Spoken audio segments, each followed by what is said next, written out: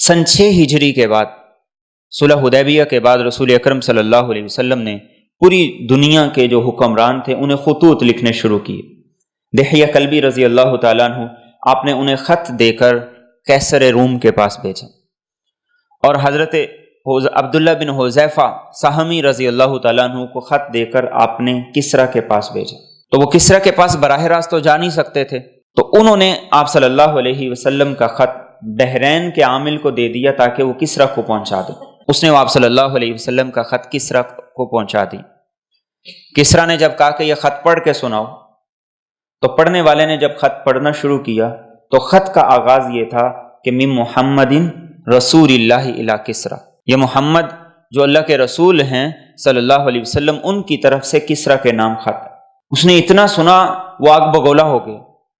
اس نے کہا کہ ایک میرے غلاموں میں سے مجھے یہ کہتا ہے کہ تم میرے دین کو قبول کر لو، اور وہ میرے نام سے پہلے اپنا نام لکھتا ہے، اور اس نے غصے میں آ کر وہ خط پھاڑ دیا، ٹکڑے ٹکڑے کر دیے۔ اور یمن کا جو اس کی طرف سے گورنر تھا اس نے اسے لکھ کر بھیجا کہ ایک شخص مجھے یہ دعوت دیتا ہے کہ میرے دین کو قبول کر لو، فوری طور پر 2 آدمی اس کے پاس بھیجو اور اسے گرفتار کر کے میرے سامنے پیش کرو۔ ادھر سے حضرت دحیہ کلبی رضی اللہ تعالیٰ عنہ قیصر روم کا خط دے کر واپس آ گئے تھے۔ تو یمن کے گورنر نے آپ صلی اللہ علیہ وسلم کے پاس 2 آدمی بھیجے۔ جب وہ 2 آدمی آپ کے پاس آئے، انہوں نے کہا کہ آپ کو گرفتار کرنے کا ہمیں حکم ہے، آپ نے ہمارے بادشاہ کے حق میں گستاخی کی ہے، لہذا آپ ہمارے ساتھ چلیے۔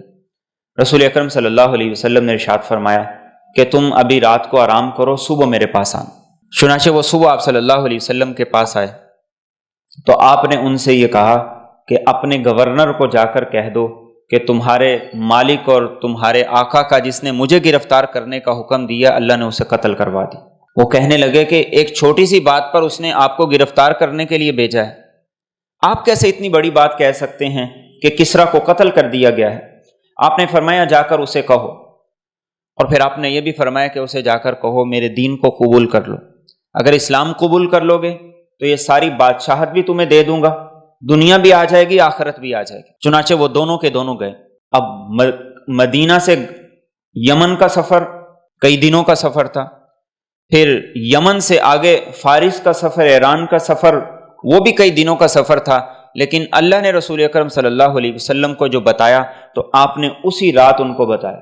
اب وہ جب گئے تو انہوں نے جا کر پتہ کیا تو بیائی نہیں، اسی رات جس رات رسول اکرم صلی اللہ علیہ وسلم نے فرمایا تھا اسی رات کسریٰ کو اس کے بیٹے نے قتل کر دیا تھا اور خود حکومت سنبھال لی تھی۔ تو قرآن کریم یہ کہتا ہے وَمَا يَنْطِقُ عَنِ الْهَوَىٰ إِنْ هُوَ إِلَّا وَحْيٌ يُوحَىٰ، کہ جو آپ نے فرمایا اسی وقت میں اسی طریقے سے ہوا، نہ اس سے آگے ہوا نہ اس سے پیچھے ہوا۔